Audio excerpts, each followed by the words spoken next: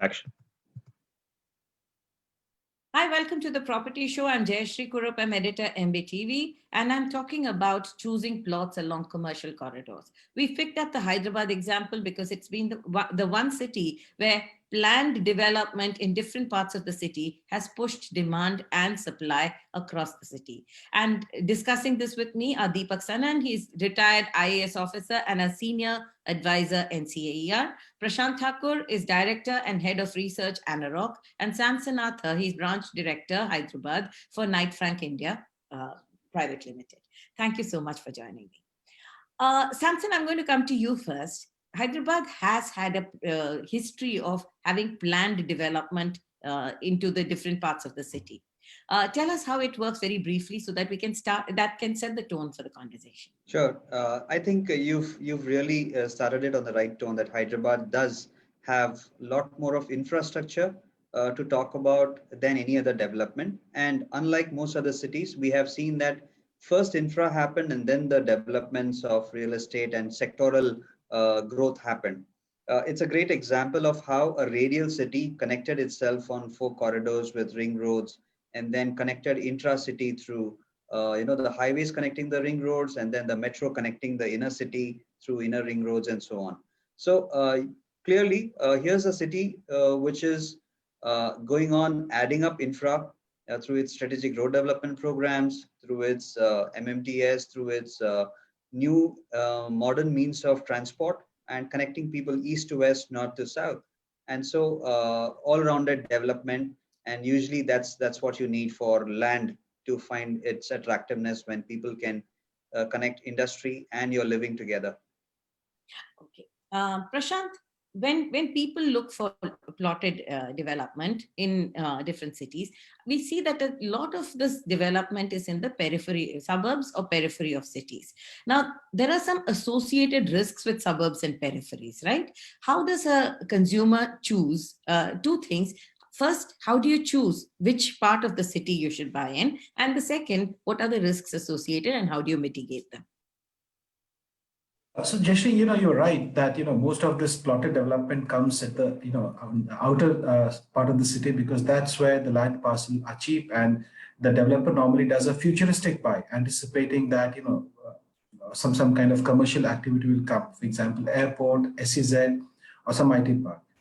Now, it's kind of natural for a home buyer or let's say a person who's looking for a flat to get attracted with a cheap rate that he's getting on the outskirts. So a couple of things I think he needs to keep in mind. So number one is, of course, he should look at, how clean the land is, title and everything. Second, there's so many risks associated with land. I would suggest that the person sticks to a renowned developer. Today we see, good amount of plotted development being launched by reputed developers. Now, also, as I said, that a lot of futuristic selling happens from the developer side in terms of, pitching that airport is going to come, or let's say some IT park is going to come. And with so much of information available on these kind of infrastructure on the internet, I think the buyer should do some due diligence going to these particular websites to check whether, whether this project is approved by government or not, how much of land acquisition has happened, and what's the status of the progress. Because we have seen so many cases where these infrastructure projects which were announced, and very soon you saw a huge amount of residential plotted development coming in that periphery, the land prices shot up. But eventually those infrastructure projects did not take off. Few of them were cancelled and then, the buyers were stuck. So I think while plotted development is getting a lot of prominence post-pandemic, buyers are getting kind of attracted towards it. But my suggestion would be the due diligence should be higher than the residential units that you buy. Because for RERA, you can check the progress and all the details. But for plot, I think you need to go a step further. Deepak, you have been studying the land markets. You're working with NCAR. There's a massive project on. Has India got its piece right as far as land documentation, land, so that consumers can check that we are moving towards a digitization of land records era? How do you think this is playing out in the Indian context? We have post-independence actually concentrated on, as a country as a whole, on actually making progress on rural land records. Whereas it was actually more essential to get the urban right. And where we traditionally have missing records is urban. Because in the British era, in the colonial times, when we actually created some kind of title registers, records of rights, etc., they were created for the purpose of collecting land revenue for the state. And therefore, it contained details like who is occupying the land, who's the owner, who will have to pay the land revenue, what is the area on which the land revenue will have to be paid, and what is it used for. And that is critical. It was use which dictated land revenue. And land revenue was basically on better agricultural use. The poorer the use from an agricultural angle, the less the land revenue. So good irrigated land would have high value. Inhabited areas would have zero value. And that is critical to understand why we do not have land records for urban India, even to this day. So we never made them. So even in rural areas, you would have one plot of land, which would be called, say, village site or Abadi Day or something, which would be left unmeasured. And that would be the inhabited area of the village, which is what the PM Swamitva Yojana is trying to address now. Now, so the core point is that, so you had records for rural of some kind, but you had virtually nothing for urban. Post-independence, we've done very little to really create these urban records, except some states which had some tradition of creating urban records, like Maharashtra, Gujarat, some nascent work even in Karnataka now. But by and large, Odisha has some records, but that's again a tradition there. But by and large, you don't have urban records. So when you say what progress has occurred post-independence in India, yes, a lot of digitization of textual records has occurred for rural India. A certain amount of digitization of spatial maps has even occurred for rural India. But urban is a bit of a blank. And even rural, the ability to actually stay updated, especially in peri-urban areas where there is a fast-paced development of change of use and lots of transactions of change of hands, there are lacunae. We haven't been able to keep as good a handle on it as we needed to. And the second problem is, urban means we have traditionally adopted the idea that urban should mean some kind of planned spatial development. Very few people realize how little the correlation is between the spatial plans and the land records.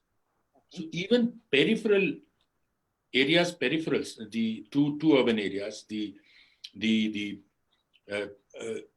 periphery of the peri-urban areas, the records are, even if they become part of planning structures, master plans, etc., these are not incorporated into the land records, into the title registers which exist in those areas. And as a result, in some states, you may have very strict ability to enforce that transactions will not take place, but in most states, you don't even do that. And it just keeps changing hands and gets recorded in the land records, and your entire master plans go haywire because nobody's really paying attention to them in allowing the transactions. Even when you do have some controls and say transactions will not occur, there is a tendency for transactions to occur which may not be registered. And those also happen, some kind of developments will take place. So all in all, we are pretty messed up right now. And that is the cause of litigation from something like 67 to 80% of all civil courts litigation being property related in India. The entire move for digitization of land records was more or less to even this out, to clean this up. Now, you said that in the rural land records, revenue was the driver. Now, in urban land records, especially because there is plotted development and so on, there is no property tax that comes out of land, right? It's only in the built up property that you pay your property taxes. Yes, this is a critical deficiency in the Indian system. and contrary to international trends in a sense. Now, local bodies typically rely on property taxes to deliver services. Yeah. And where local bodies are strong and are expected to raise money from property tax and give services, typically then that taxation is an important driver. Mhm. In India, the kind of political system which we adopted from the beginning made the states more powerful. And states don't want to give up that power over cities. Cities are where the wealth is. And, Yeah. and the state's political executive is not now going to easily give up that power to control the cities, to be able to see, and therefore what we have is a legacy over the years. What we built up is a system where local bodies are not so strong and autonomous and independent in most states in India. It's the states which really decide. And there is a strong principal agency relationship with the local bodies and the state government. And the desire to raise taxes is low in the local bodies. And they would rather just rely on grants and shares from the state government, Right. especially in B and C class cities. This Yeah. will be even more and more important, the case. Right. Samson, we have seen that digitization is happening of urban records, at least in the last couple of years. I've seen it pick up pace in different cities. There is the Bhumi project. There are many projects where now city authorities say that you can check your records online. When a new corridor comes up, like when in the entire planning process, when a new corridor comes up, take the pharma corridor, take the IT corridor, and so on. What is the integrated planning model that should come, and how does the you're an expert on the Hyderabad market. Maybe you could use Hyderabad to explain this out. Sure. Two things. One is to slightly disagree with the earlier Yeah. point on government's role for digitization of lands. As we speak this week, we had Telangana government open up the Dharani portal. And I think they're only dealing with technical glitches, but the intent is meeting the end objective where land is getting digitized. And suddenly you have this whole informal system getting regulated, and your patidar passbook and your basically the landholder can now just register it directly with the officials, and a lot of online work with eliminating the running around that happens on ground. So the fear factor is going to get immensely reduced with this kind of a very unique approach. Apparently it's not happened in most parts of the world also. So this government has taken some initiative, and this is just to show that why they have been consistently in the ease of doing business and embracing technology to kind of convey their political will and intent for development. Now, more than anyone else, I am actually an ambassador of Hyderabad in the sense when I moved into the city, I have actually over the last about nearly 2 decades been able to see how a hill, a rock, Hyderabad, as I face it, as I see through my window outside, there are rocks that I see. These are boulder rocks. And the terrain of Hyderabad is most unique to many other cities. These are transformed into such buildings that you can also almost be lost that this building is anywhere else in the world. One is the transformation that has happened, and this has created the ecosystem where, let's say, IT today doesn't need introduction for Hyderabad. Hyderabad is on an auto mode as far as IT goes. What they are looking to do, and this is a great example for cities out there who are not as young, because Telangana is, after all, the youngest state. They want to prove a point or two as to how they are like the startup of India right now. Well, they're creating ecosystems. And Jayashree, what's unique is a lot of these metropolitan cities, which Hyderabad wasn't until recently, they had the ecosystems. Either there was an automobile cluster, or there was manufacturing, or there was a certain industrial base. Now, with the question that you had about the infrastructure, the connectivity, and eventually coming together, I think it's about the start of a policy making towards an ecosystem. Bring in an anchor who can pull in more than just one odd industry representative. Create the whole chain system, and when you spread it out around the geographies of Hyderabad, you are enabling something larger to happen and keep growing. And I think that's the story which they want to emulate out of the success of IT. And I'd like to add here that Hyderabad enjoys land supply, land which is otherwise a rare subject in the bigger cities. Here, this is a land abundant city. And except for the Nizam era and the issues that one had, I would say those are a lot of historical issues that are getting corrected now because the industry is there to come, invest, come, develop, and grow. So, more when I share with you on the other industrial ecosystems that are being created. Prashant, when consumers are looking to buy in peripheral areas, how do you choose which are the, if I'm coming in as an investor, normally peripheral areas you come in as investors, we find. How do you choose which, how long you should be invested for, which kind of plot you should go for? How do you do that? See, Jayashree, if we look at the profile and the preference of buyers, I think it has gone, it has witnessed a gradual shift.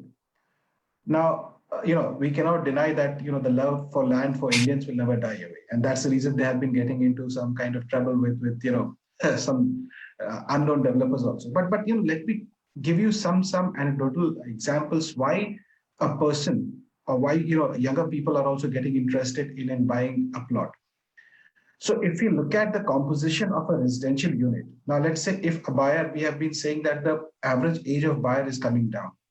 Now let's say a person in his early 30s who wants to invest into a real estate as an asset class, but he doesn't have that much of wealth or let's say money that he can buy a full unit, a residential unit in the heart of the city. He has just started off.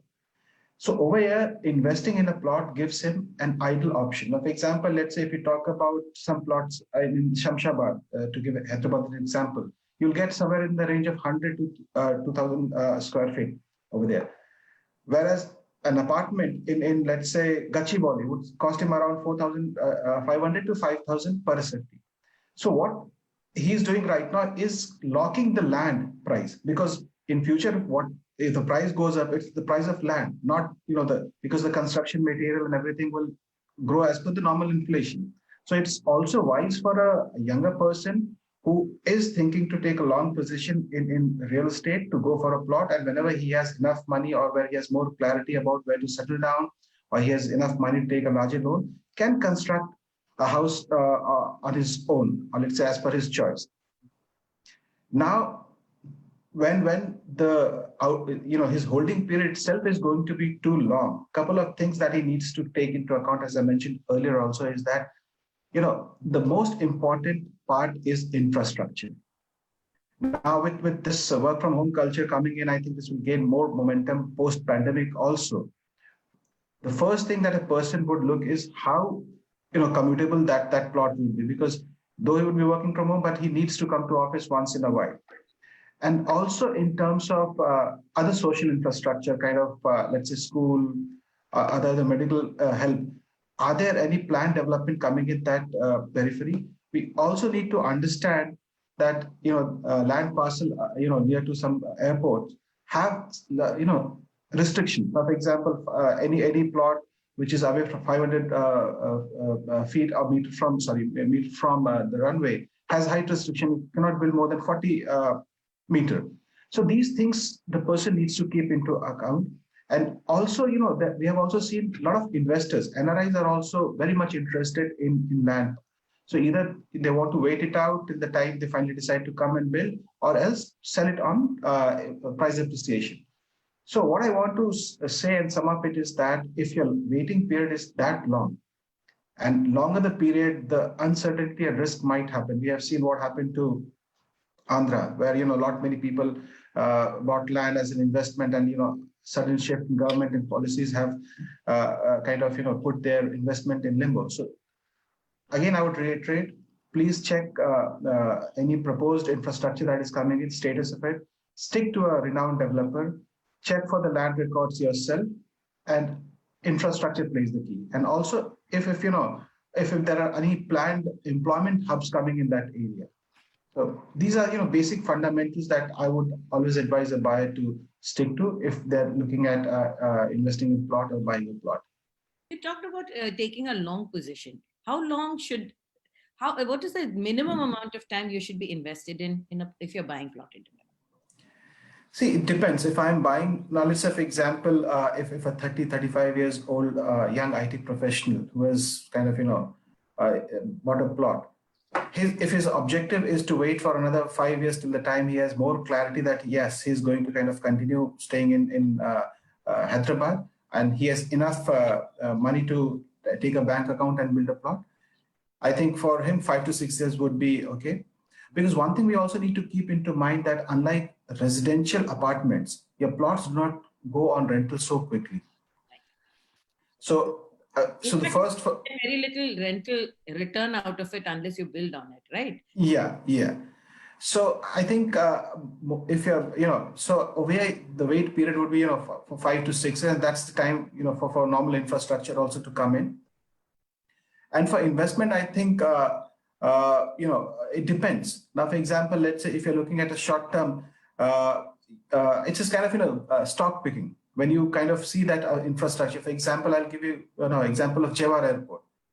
Not many people kind of waited and did not get into the land, buying land because they knew that there would be a lot of uncertainty. There's a long period where, you'll have clarity. And once the clarity started to emerge, not many people entered the market. So these were, seasoned investors. So I would still not say, for a middle class, a salaried guy to take a bet on residential because there's a lot of uncertainty involved.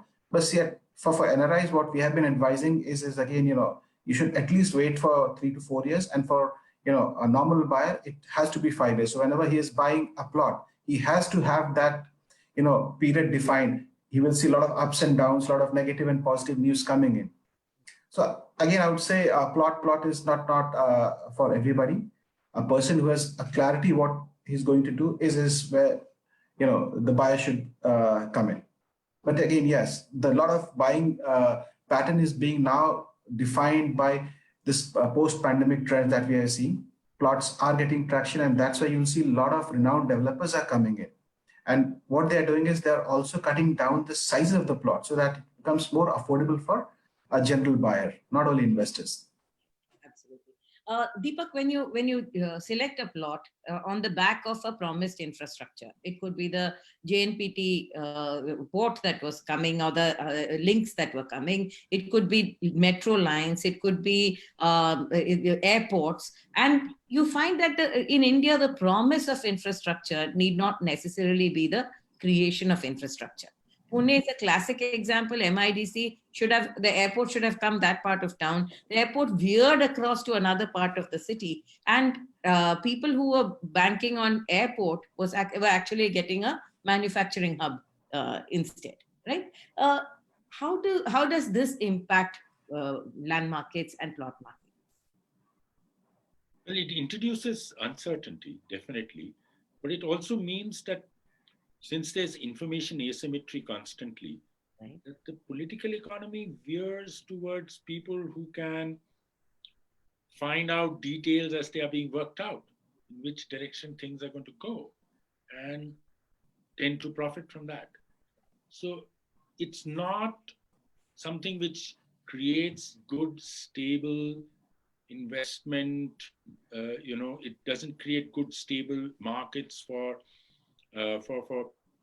long-term steady development. It does create a lot of uncertainty, and it does impact, I would say, it does adversely impact in the long run the way markets will develop and people's.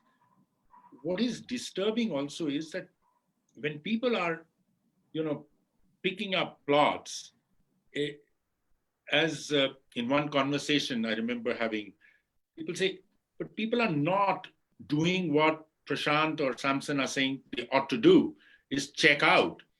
Is this part of the planned development? Is this something which has encumbrances or restrictions or conditions which might apply and which they are not really aware of? How are they going to check this out? In the first place, our record systems don't permit checking out in one place. It's a lot of effort to even find out what could be the restrictions and conditions which might apply, especially in peripheral areas, to some kind of plotted development which is taking place. It's impossible for a lay person to even find out whether the master plan really caters to it or does not. You'll just be told by the developer, this is fine, just go ahead, take this. There's so many 100 other people have bought, and you kind of end up doing that. And so a lot of difficult areas in India's land markets. I know I'm sounding a somewhat pessimistic note compared to what Samson was saying, but I think Hyderabad is a great example of very good work. As he said, you did radials, you did circular roads, you have been working on digitizing records, on the whole idea of improving the records constantly. That's not necessarily true of most of India. We are pretty messed up in most of our cities compared to that. Just move out of these few big metros, and then you see what kind of a mess you can land up in. Actually, that shows, we did a survey on our Magic Bricks consumers, and we found that Hyderabad was the one city where people said, I will buy under construction property, I will buy plots, because I think there's a very high level of trust among the consumers, on the systems. So I think that clearly bears it out. It was the only city in, which said that we will buy under construction properties. 51% of people said under construction is fine by us. Rest of India was not saying the same thing. Here I'm going I have an observation. What? I have an observation to add there, Jayashree, on why there is this fanciness, and I think this is something that you discover when you come here, because usually the notion of this. Samson, I think you are having a technical problem. We can't hear you. Let me go to Prashant and then we'll come back. I'm sure it will resolve itself. Prashant, there is a query that has come. In the outskirts of Hyderabad, many localities are still not livable. If we purchase plots for end use, which locality should we consider? How do you choose how livability comes in? Jayashree, normally, as they say, property is a very local business. The expertise lies in that market and the people who are based there. I would say people who would buy here, if they want to live, they wouldn't really buy in a place where they can also afford and they also aspire for growth, and it is also convenient. I think then the size would change. But I'd like to make a point that when you come stay here, one of the things that you notice is the affordability of this place. Almost any one of us, starting from a few lakhs, of savings or borrowings as an individual investor, can actually imagine and do what normally in a bigger city you wouldn't be able to do. You would normally think built up in the other bigger cities. In Hyderabad, you can actually say that I'll buy a piece of land. And when people do that, they're actually trying to say that this land is for my lifetime. So to answer an earlier question, how long will they actually exit or how long will they hold? It's really just the capital value that keeps changing. And at some stage, when it meets their mind that, okay, I've made 5x, 3x, and in Hyderabad, this is really possible. You announce an airport and you can see that 10x also happens, And like Deepak ji mentioned, if you are in the know of how to track a development, let's say metro as an example, Phase 2 metro is planned for Hyderabad. Now, if you know the powers that be, you would know, is the roads actually heading that way? Can you actually see that the corridors, the anchors that are powerful corridors of the Western district, from high-tech city, financial district, there are roads that are actually getting widened as we speak, and they will cut out and announcements are made. And then you have these interlinking roads, which says that this road is going to be taking the metro to the airport. So one of the ways is to actually track whether those development programs which are announced are actually happening. Unfortunately, Hyderabad is a very transformative city. In fact, I would challenge most people that every time you would fly in, your experience would change. So when people buy, I'm saying individual buyers, they would buy to keep, and when the 3x, 5x happens, that I bought it at 5 lakhs and land values already touched 10. I would either keep to buy again, or I would just keep it and I know now where I have earned. So I continue to invest in that corridor, or at least in those drivers which have made me feel that, okay, in this place, a road will come or an infra will come or an industry will come, and I must risk my investment. So the savviness in this market is both primarily because locals buy more land. Immigrants have realized that buying here is not a dream, it's a possibility. And a very influential NRI community, which is both wealthy and savvy about this region, they in fact keep a budget every year to dedicate to aggregate land. So you would be surprised that there are many people who just keep adding a land bank at an employee level. And is this urban land? Is this agricultural land? Is this a residential plotted? What is it that they're adding? Very nice. See, very good question, because the aspirational person, the first timer, will only go by budget. And budget means you'll have to go for either an agricultural land or a NA land, non-agricultural land, which will be at a certain value. Now, depending on his risk ability, he will go for a further level of detailing, which is, okay, I want to see the zone in which I'm buying land. And then his risk appetite is, okay, I want a residential land, or I want a commercially zoned land, or an industrial zone land. And then he waits it out. But the ones who now kind of do syndicate, let's say four of us, we say we have about 10, and if we come together, it's 40, then I like to buy a larger piece of land. Then I might actually start coming closer into the city. And let's say all of us then represent fraternities, syndicates, or even institutions. Then it gets closer into heart of the city. And then it's a matter of, okay, a 1 acre in high-tech city or a 10 acres in Gachibowli and so on. Prashant, when one of the things that happens is that you know that there is a pharma corridor coming. Pharma is, its fortunes are up because globally pharma is going to see a good bull run in the next few years, right? Vaccines, medicines, healthcare, and so on. If there is in the healthcare corridor, in the pharma corridor, how do you choose? Should you choose what is already more expensive than, say, the unconverted land or peripheral land, or should I go for the formal approved system, because already we're moving towards a compliance era, right? Yes. So, Jayashree, before I answer this question, let me give you, few reasons why due diligence is required. Now, for example, let's say if a commercial corridor is coming, and you know that over there, the auto ancillary unit would come. Yeah. So the gentry would also be as per that hub also. The kind of schools, the kind of, the social infrastructure would come. So over there, I don't think any residential high end or some, kind of NRI would like to buy.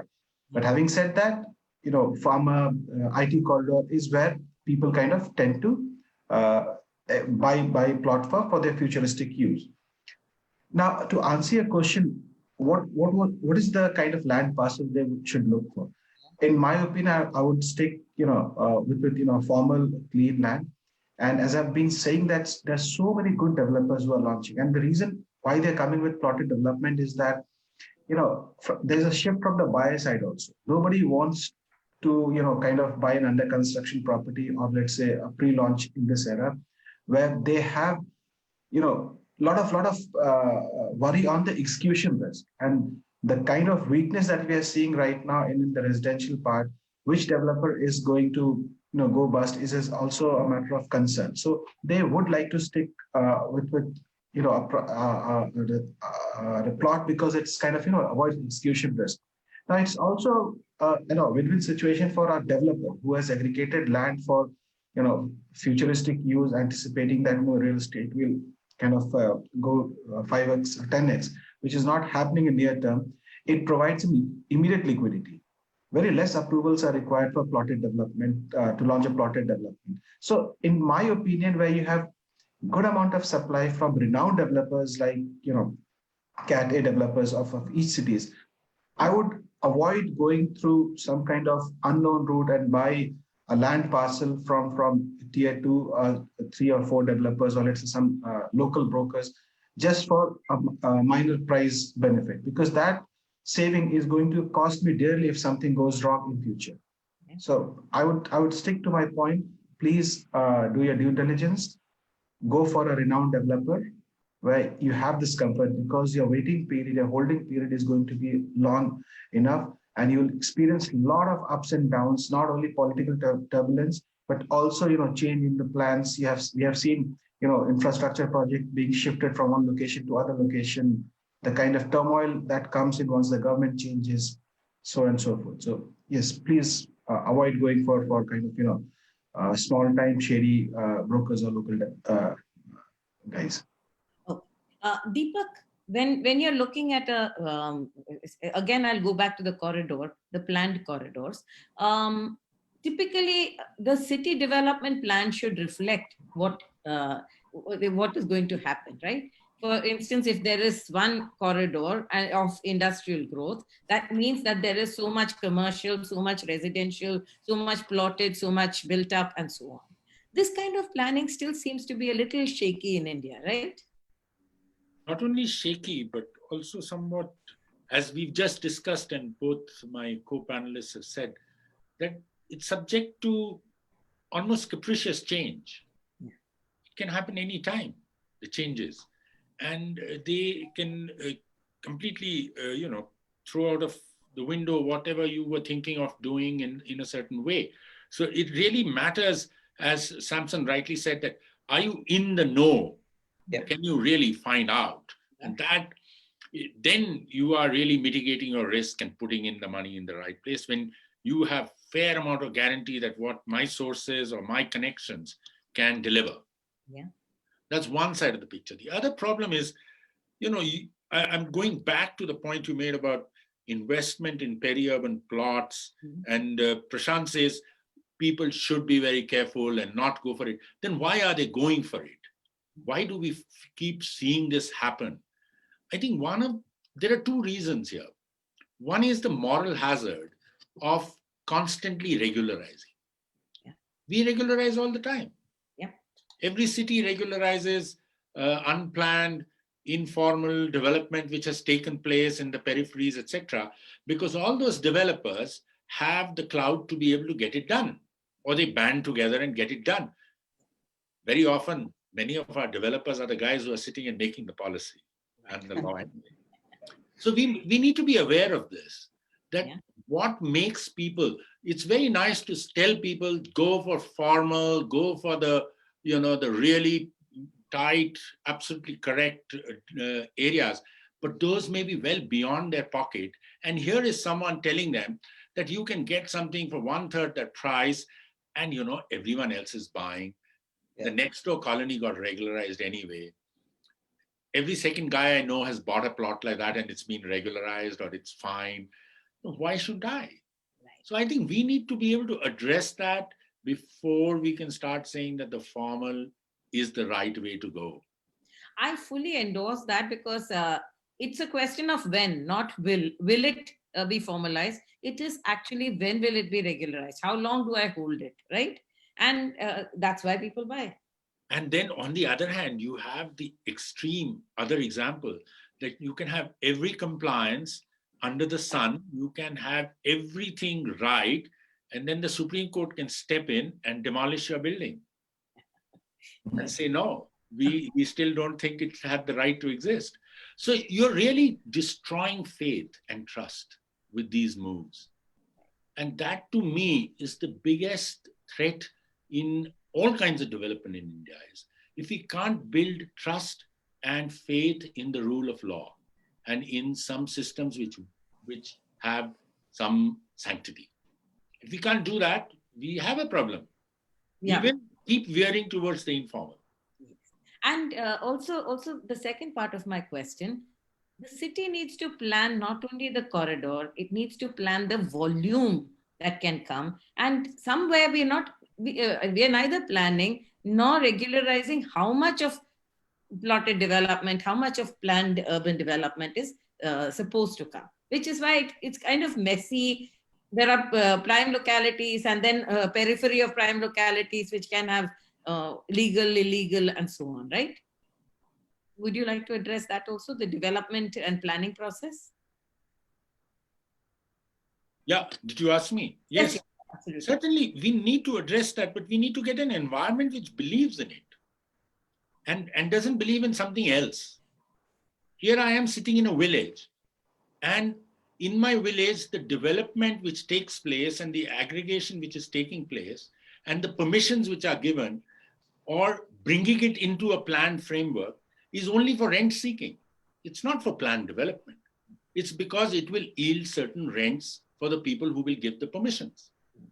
Now, as long as we can't get over these mindsets or somehow get these cultural situations out of the way, we will have some problems. I would say that certainly you need planned spatial development, but how to get it about that everyone has faith in the system, trusts the concepts, thinks that it is the right way to go. Building that environment is the challenge. And for Amit Singh, who has been asking these questions, how to know about the land and property, especially along these upcoming commercial areas, what is legal, what is illegal, I would suggest that we had done a show with lawyers who actually came in and told us how you should go about this process. In a system where legality is not necessarily a virtue, you have to go with the formal process. You have to, if you're buying a property worth 10 lakh, 20 lakh, 50 lakh, and so on, you have to spend 5,000 to 50,000 to get the legal due diligence done. What Deepak mentioned, can we move towards a system where people trust that? I think there are there are things that you mentioned, the system, the dharani, the bhumi, and so on, that is making it easy for you to check at least what is the documented record. The second thing is that there is a whole array of lawyers across the country who are today just focusing on land and its legality. And even for the small investor, it is very important to avail of those services. Samson, you want to comment on this? Absolutely so. And if not for that, I think many of us would always lose faith in the system, not just system that they can do nothing about, but even at that that level where they can approach an authority. And usually they give up on, let's say, something macro, which is a policy initiative. But they could always reach out to their local developer, a local landlord, and kind of at least gain trust, and then they make a decision. But I'd like to just bring in a point which I get from how Deepak ji shared about things. Uh, because Hyderabad is a focus today, I want to say that it's true that all of us are very sentimental about property, but the aspiration level of Hyderabadis, all I think through its 400 plus years of history and even today, everyone can desire and actually own a piece of land. Now, I come from Bombay, where I even today cannot desire, dream of having let's say, a portion of land. But in Hyderabad, I can even think about acres of land, not because I can actually afford it, but because the affordability is in the place. That, let's say, high-tech city has a certain price, but the further away I go, my affordability actually increases. So let me say that I go to the periphery of the city, which is, let's say, a 30-kilometer radius. I meet the outer ring road. I can afford at a certain price, X price. If I think I still cannot afford, I'll go a little further down, and I still get a piece of land. Now, the aspiration being so high, people do not buy because of logic. They do not buy because of clarity of title. They're actually buying because they desire to own a piece of property. And they can make that mistake not just for land, even for built up. But land is one where almost inevitably, it's always a friend or a neighbor or someone, an influencer who says, "Yahan par kharido, ye badne wala hai." And then they give a story to say that देखो airport के पास, if you had invested in 2006-7 when it got announced, and 2008 में airport जब आया तो ये हुआ. So I'll take an classic example that Shamshabad is where the airport is, but Shamshabad also has 111 geo land where you cannot develop. Now somebody could have fooled you, but only to a certain extent. Airport तो आ ही गया. It did compete with Bangalore, and you got a fantastic, most talked about, highly rated airport. Right. Land price did increase, but it increased for you needed to know what kind of land you needed to hold, not the peri-urban if you really wanted commercial land. And many people who invest on land, Jayashree, they are not investing to stay. They want to multiply, and they feel that even my few lakhs of rupees can get a land, and I want to have a multiplier effect, so that they use that as their equity or as their capital for the dwelling that they want to use it inside the city. So to a large extent, with this kind of a sentiment that remains, Hyderabad almost has a ever-growing story, because unlike other cities, this was not a place of high rises. It was always independent houses, smaller plots. People always believed in that land. And today, the larger lands are happening because developers have come. Yeah. And one of the differences for this city versus other cities is, if you don't have an end user in mind, if you don't have a real consumer of space, whether land or building, it will remain speculative. And so when Deepakji mentioned that there is a rental preference in the cities that he was referring to, in Hyderabad, you will notice that IT is the end user. So you actually know who's the anchor. Yeah. And the people who use apartments or houses are actually end users. And therefore, there are investors who know that when I buy, there will be an end use, but they do not speculate that I'll just keep buying and then kabhi na kabhi tenant aayega. So somewhere when the end user is more stronger in that market, returns may be lesser right now, but it's a market which will stand the test of time, even through highs and lows. And I'd like to make a point here that this city has gone through state separation, demonetization, RERA, and now the pandemic. And it is very little known that there's been a resilience through it all, and they continue to grow because somewhere the policy making has been right. Political will has met the execution on ground. And so it's a matter of time when people actually know which are the corridors of growth, and when they invest, they will realize that there is a growth visibility in the near future. That's a strong statement to make, and I think it's true. It's been one of the best planned cities. Even Deepak referred to that. Prashant, when the city is trying to, they has more or less understood that the West is settled. It is growing and it will continue to grow. It's trying to push development into other parts of the city through planning. What is your view in that? And when this kind of planning push happens, how do you think the investor or the buyer should respond? See, Jayashree, I think based on the conversation that we had till now, and then, as Samson also pointed out, and Deepak ji also said that, plotted development might not be the, preferred investment destination for every home buyers. It requires some kind of finesse. So either, it's kind of people buy just because of fear of missing out. As somebody might say that, airport is coming, you should buy, look, I bought the price and all this stuff. And this development story continuously is in the news, either through the developers or through the political party in the power, that, they have this constant urge to show that there is some growth happening. And this happens in terms of announcement of projects, announcement of infrastructure, let's say IT park and all this stuff. So this is how the cities also grow. Now, for example, let's say, to answer your question, the west part of Hyderabad is kind of a more settled story. Which are the new corridors, or let's say, which are the next corridors where people are kind of looking, or let's say people are kind of interested? Now, I think industrial corridors of Pathancheru, I think Samson would be the right person, but as far as I know, I have kind of spent substantial amount of time in Hyderabad. Unlike Samson, who moved from Mumbai to Hyderabad, I have kind of, after spending 10 years in Hyderabad, I'm now in Mumbai, so I kind of have fair idea about that city.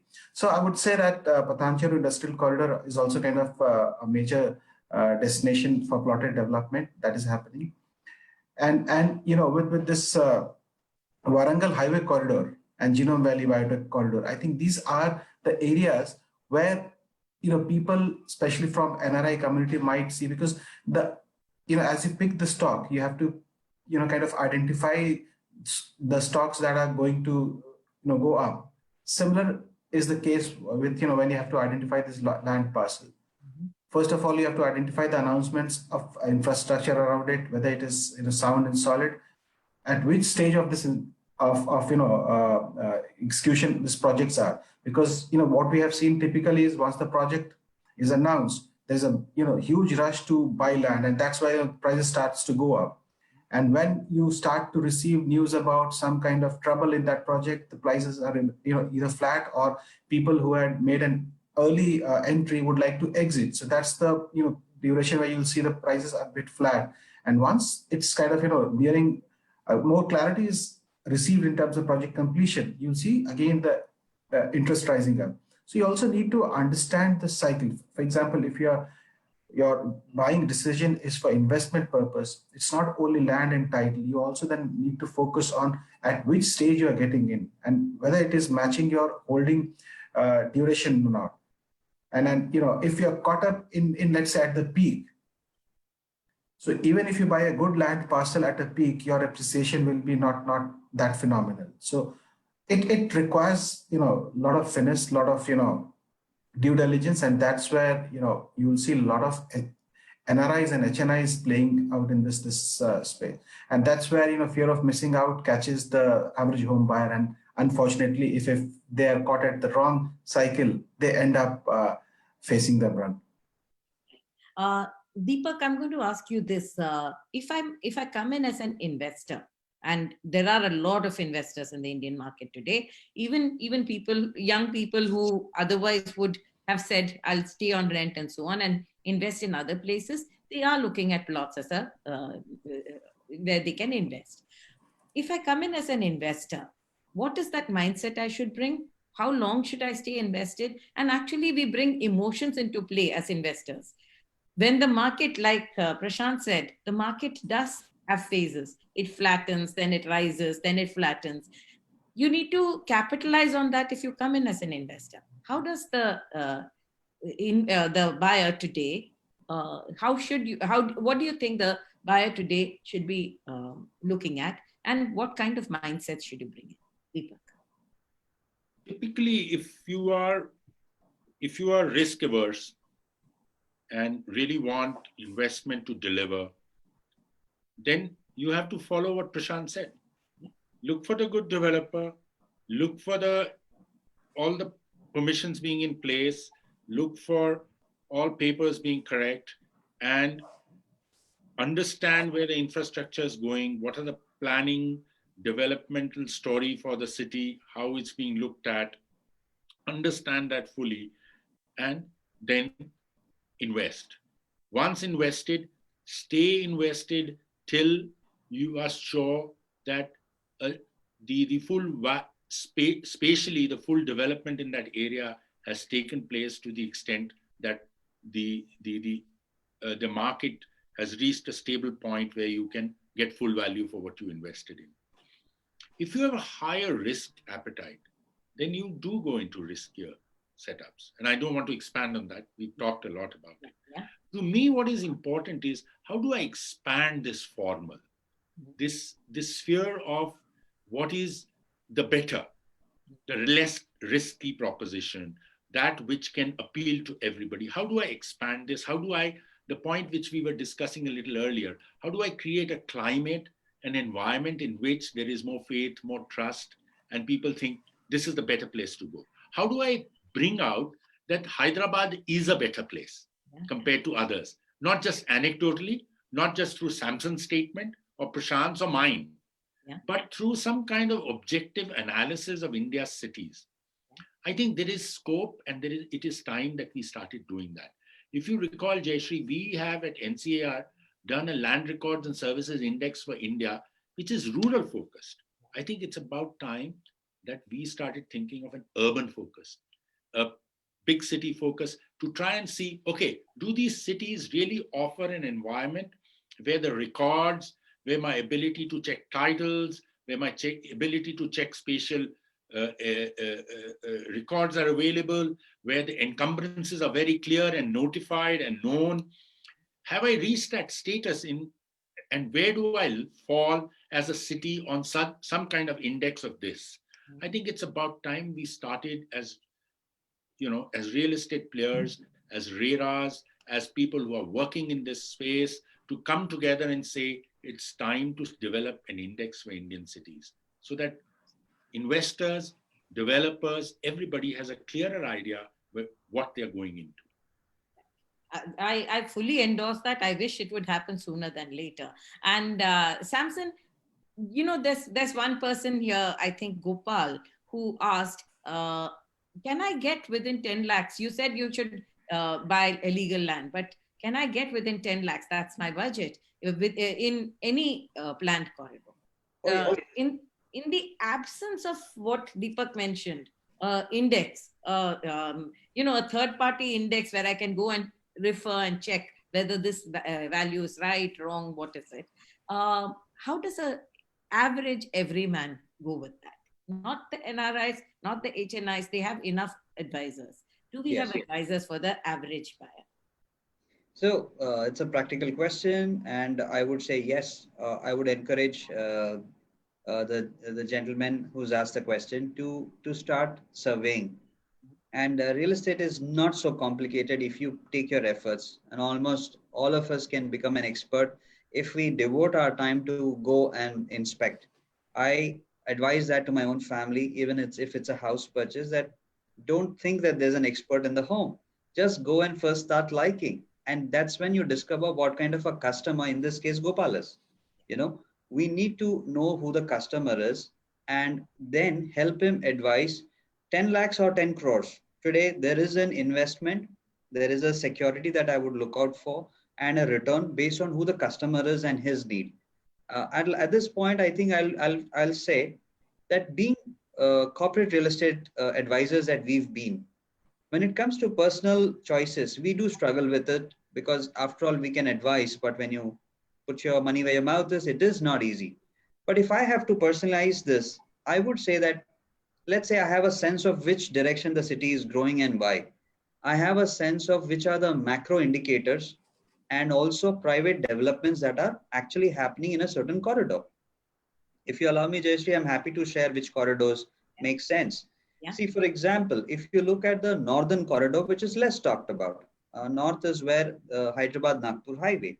It's my warehousing belt, and people didn't know that it was also an unregulated sector to a large extent until about 3-4 years ago. That's it. Until Amazon came into Hyderabad, set up India's largest fulfillment center at the airport. I'm telling you, it was the belt of Medchal where there was maximum presence of godowns. Today, those godowns are becoming warehouses. Warehouses are giving way for integrated logistics park. So I would say, if our viewer is looking at lands where he can come in, I would also recommend that that's a very fast growing market. So your ability for the delta between where the land price is now and where it can be in a few years, that's very high. And warehousing is a sunrise sector for Hyderabad. E-commerce is driving it. If somebody is saying, no, I'd like to be on the western corridor, and I have to justify why Patan Cheru, I will once again say Patan Cheru on the north side, which is the Bombay Hyderabad highway, Nagpur highway, which is Nagpur Hyderabad Medchal road, and Shamshabad, where the airport is going towards Bangalore. These three are the only corridors for warehousing. Second is industrial, something that the Hyderabad city is not known for. If government is planning, the biotech parks, the pharma cities, or any clusters where the ecosystem, for example, the latest that we actually see the government walk the talk is the electric vehicle policy, which got released this week, and also lands that they are proposing, that this is where the ecosystem we want, where the end users come and set up their assembly plants, their manufacturing plants, and so on and so forth. I would say you may not build a house close to that, but if you take a piece of land close to any of these large estates and you hear the first announcements, like let's say Wellspun, for example, has taken 600 acres on the Bangalore highway towards a place called Chandan Valley. Now you wouldn't fail your investment because there is a large sectoral development that is expected. You put 10 lakhs closer to a village in Chandan Valley, which is about 45 kilometers from the city. I think you need to be patient, and that money can grow because we have actually seen in a matter of 2 years where the price has gone from its base minimum price. So knowing our customer first is key. Second, the economics of real estate is still applicable in this city where there is what's the demand creator, how much supply do you have, and what's the price point that you have noticed. And Magic Bricks definitely educates customers with a that whole graph within the micro markets. And I think our customers are well advised. You take that advice, which is freely available, and then you go make a decision. And how much returns you are expecting, only you know. So when we meet, probably that's the best way to advise somebody. Absolutely, and very, very sensible advice there. And we could go on for a long time about land. Land discussions never end. However, I think what we've done is we've talked about how we are in an imperfect system. Our system is not perfect in any way. However, there is some amount of planning that's coming. There is some amount of intervention where documentation can be digitized and so on. And like Samson said, people like Magic Bricks are putting out information for small clients like you. You don't need to pay money to get information and advice. The point is that all the best advisors are coming on these shows only because there is a huge audience out there which is consuming it. And I think that the more we move towards planned investment, the better it will be for the country, for the city, and for you as individuals. Thank you so much for watching the Property Show. Thank you so much for joining me. Thank you. Thank you, Jashi.